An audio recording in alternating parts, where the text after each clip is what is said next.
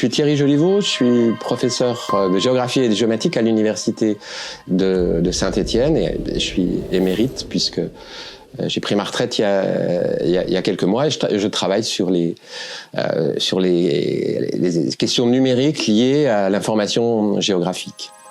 J'ai tendance à étendre la question GPS et géolocalisation à un terme plus général qui est la géonumérisation, c'est-à-dire le fait que depuis presque 60 ans maintenant, l'ensemble de la production d'informations cartographiques et pas seulement cartographiques se fait sous format numérique et avec des ordinateurs.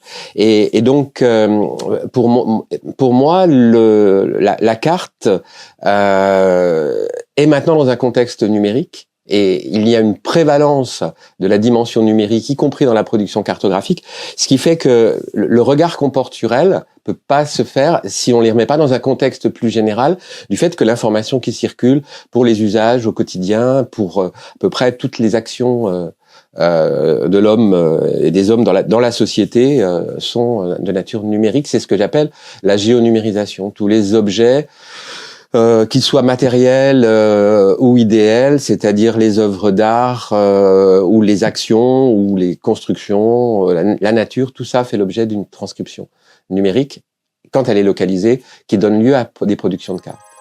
Dans le cadre de ce que je viens de dire, il y a quelque chose qui avait déjà été repéré par les théoriciens de la cartographie, par exemple comme Jacob dans l'Empire des cartes il y a très longtemps, c'est que en fait les cartes sont des opérateurs, c'est des systèmes qui servent à déclencher des actions, à créer des situations. Ce ne sont pas des objets inertes. Statiques qu'on peut regarder comme ça. On peut les regarder, on peut avoir un regard esthétique sur les cartes, mais si on veut les voir dans la réalité, c'est parce qu'elles déclenchent des actions, des choses qui sont nouvelles. Et c'est pour ça que par exemple avec des collègues, on a créé un site qui fonctionne toujours il y a quelques années qui s'appelle Espace et Fiction, dans lequel on essayait de repérer toutes les cartes dans les films, dans les livres, en essayant de voir comment elles sont mises en action dans des œuvres de fiction. Et pour moi, les cartes sont des géodispositifs parmi d'autres, dont le GPS que vous citiez, la géolocalisation, mais aussi des coordonnées géographiques, des descriptifs ou des narratifs autour de l'espace. Et les cartes font partie de cet ensemble de géodispositifs.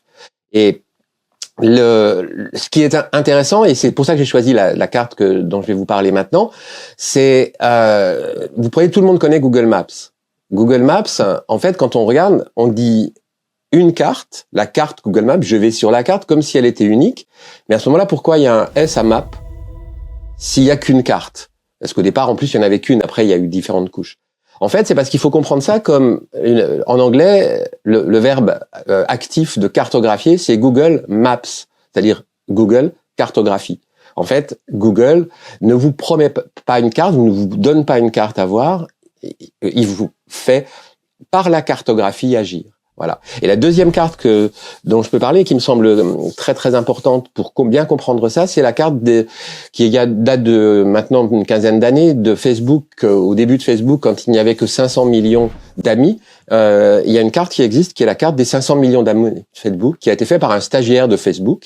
Ce qui est très intéressant, c'est que cette carte ne fait que dire ce que fait Facebook.